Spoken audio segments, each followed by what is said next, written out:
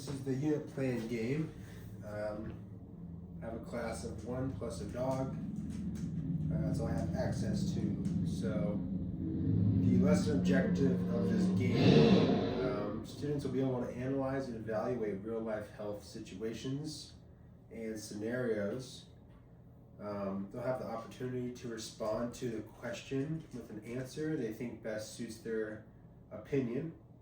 For example, I'll be asking questions that relate to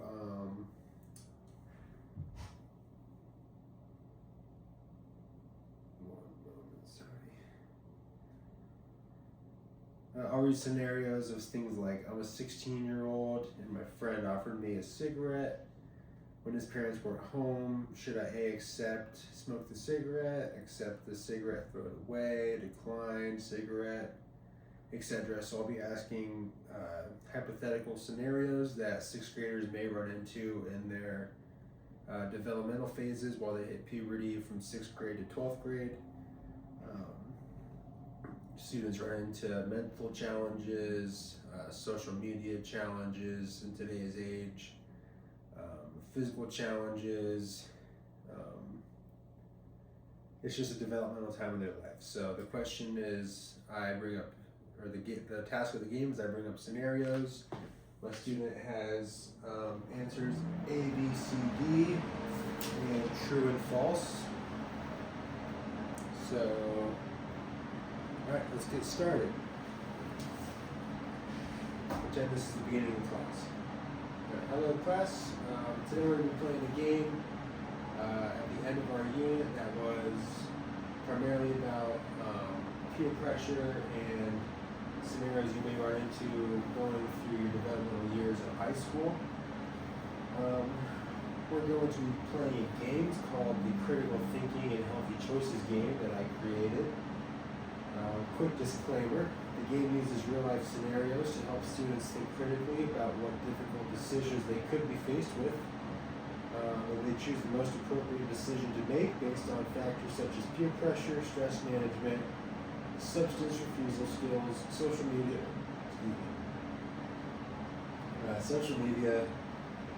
and physical health.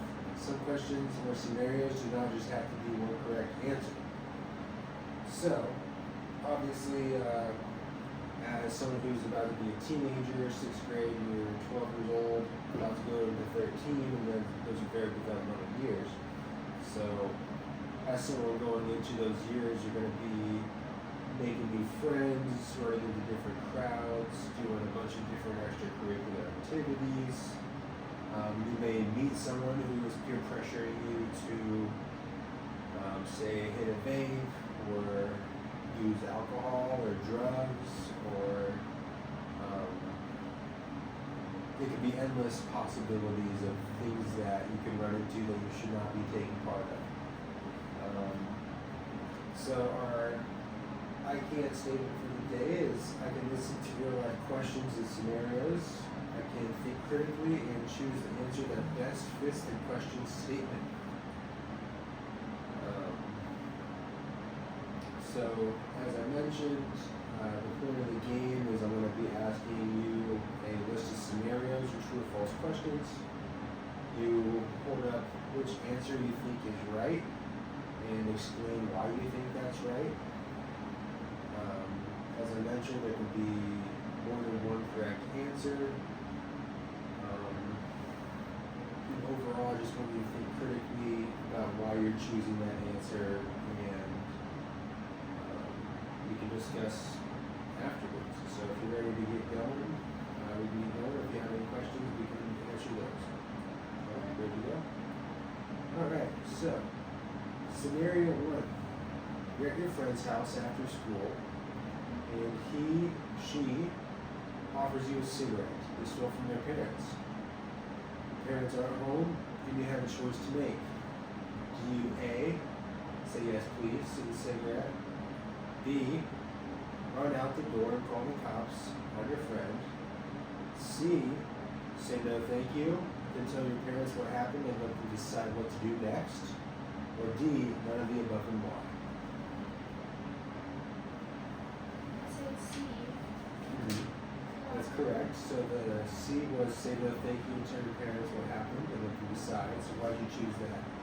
Because I don't think cops are necessary, but I also don't want to do it. Mm-hmm. So I feel like the parents would be the best route. Very good. That is correct. So you will say no thank you and be polite about it and then tell your parents and let them decide if they want to take further action or just maybe tell you not to hang out with that same group of friends anymore, etc.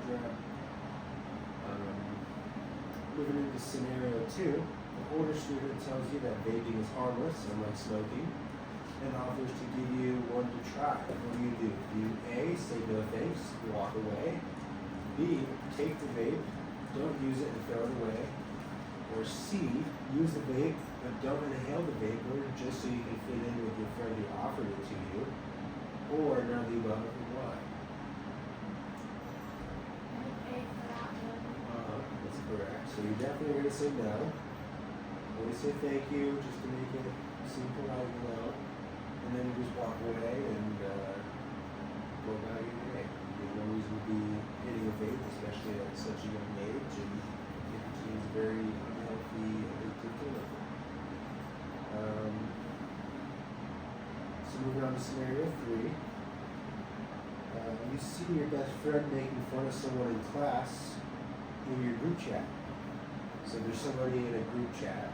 You're in a group chat with your buddies, right? And they're making fun of one of your classmates. Do you A, leave the chat and explain why? B, chime in and also make fun of the classmate? C, tell your friends to stop, that's not nice? Or D, read the chats and don't respond? I'd say start with C and then also do A. Is it a sequence starting with telling your friends to stop, that's not nice, and then leaving the chat? That's a really good Especially sequence. if they keep it up. Yeah, very good. Okay, on to scenario 4. You're starting to notice major mood swings and troubles enjoying things you used to. Do you keep these thoughts to yourself, tell your friends, tell your parents, or look up all your symptoms on Google and decide what to do? I'd say I want to do D, but I'd probably go with C. Right. Because I don't know if I want to talk to friends yet.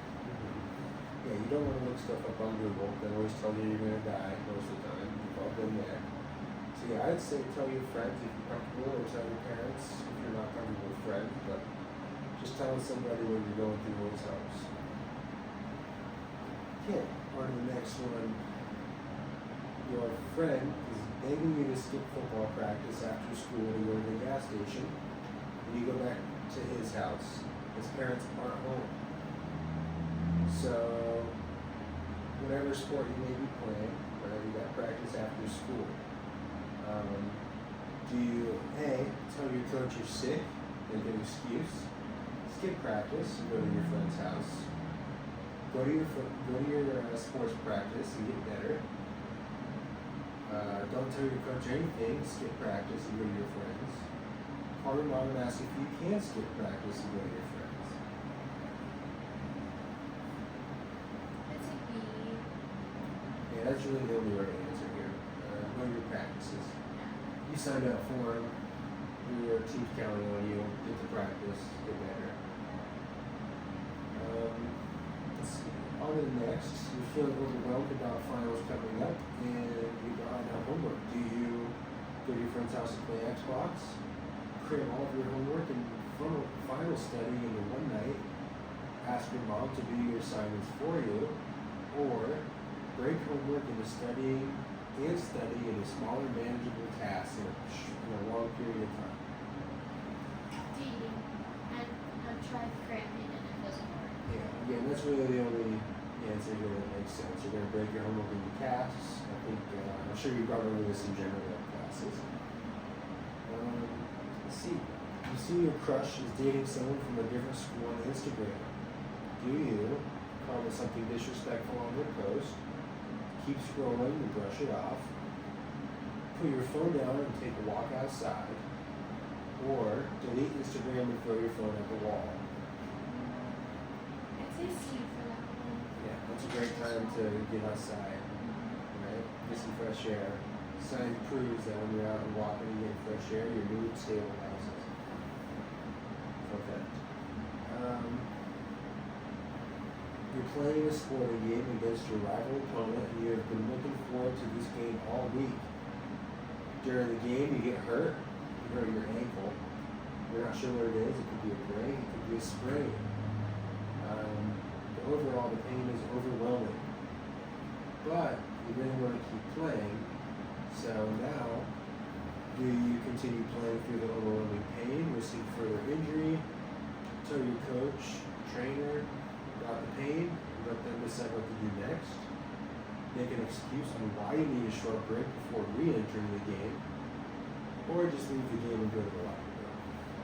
B. Yeah. Definitely. Again, one of those where the only thing you should be doing is telling your coach or trainer about the pain.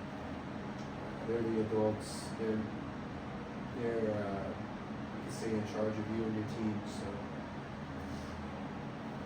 all right. Now we're going to get into some true and false questions. We've only got 2 more. Right now, you're at 14 points. You got a point for every answer you've said.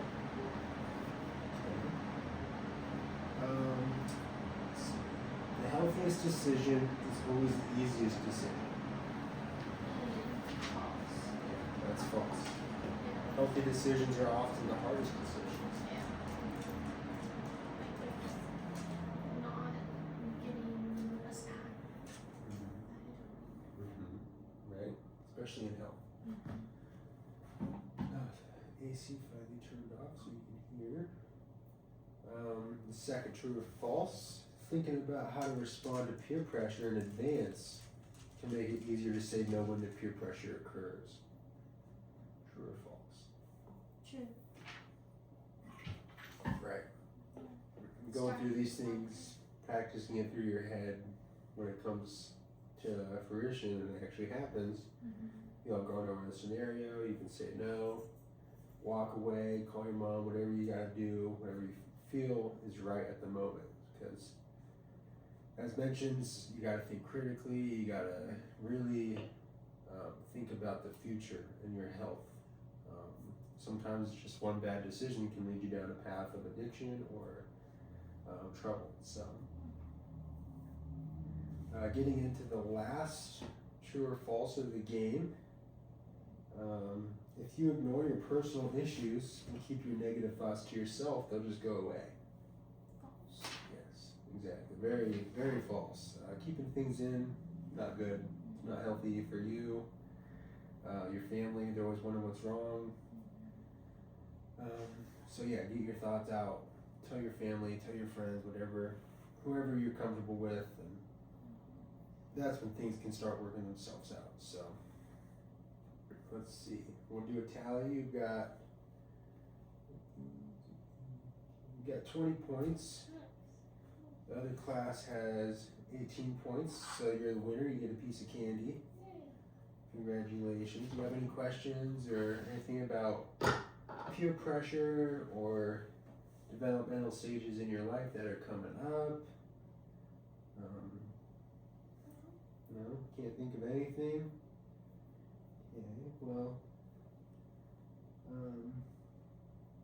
so hopefully you learned a lot from that game. Hopefully you learned to think critically about situations there's a decent chance of you getting into over the next 6 to 8 years of your life.